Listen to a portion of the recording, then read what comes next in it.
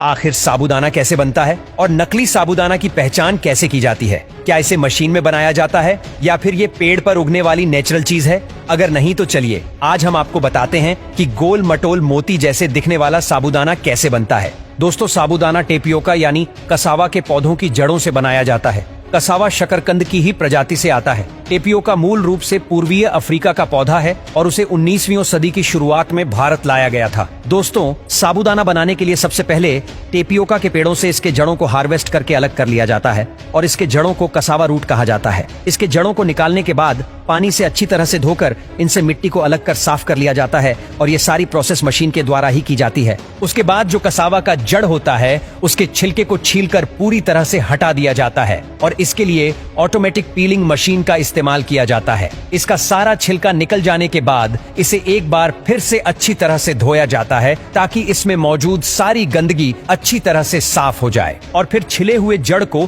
Conveyor belt के जरिए crushing machine में डालकर अच्छी तरह से पीसा जाता है और पिसते वक्त इसमें पानी भी मिलाया जाता है और जब ये पीसकर तैयार हो जाता है तो ये दूधिया कलर का पेस्ट बनाकर तैयार होता है और फिर उस पेस्ट में से शुद्ध स्टार्च और फाइबर को अलग कर लिया जाता है। इसके साथ ही स्टार्च को 3-4 अलग अलग फिल्टर से अच्छी तरह से रिफाइनिंग की जाती है और ये प्रोसेस पूरी हो जाने के जो एक्स्ट्रा वाटर होता है उसे बाहर निकाल लिया जाता है और जो फाइबर होता है उसे पल्प मशीन के द्वारा बाहर निकाल लिया जाता है और ये जो गुदा होता है उसे सूरज की रोशनी में या मैकेनिकल ड्रायर में तब तक सुखाया जाता है जब तक कि उस गुदे में मॉइस्चर यानी कि नमी की मात्रा 12% तक ना हो जाए और सूखने के बाद ये गुदा बड़े बड़े चट्टानों की तरह दिखता है और उसे फिर से मशीन में डालकर पिसा जाता है जिससे हमें आरा रूट प्राप्त होता है। जी हाँ दोस्तों, इस प्रोसेस में आरा रूट भी प्राप्त होता है और इसी आरा रूट से साबूदाना को बनाया जाता है। फिर आखिर में कन्वेयर बेल्ट के जरिए आरा रूट को साबूदाना के शेप में बदलने वाली मशीन में डाला जाता है जिससे ये मशीन आरा रूट को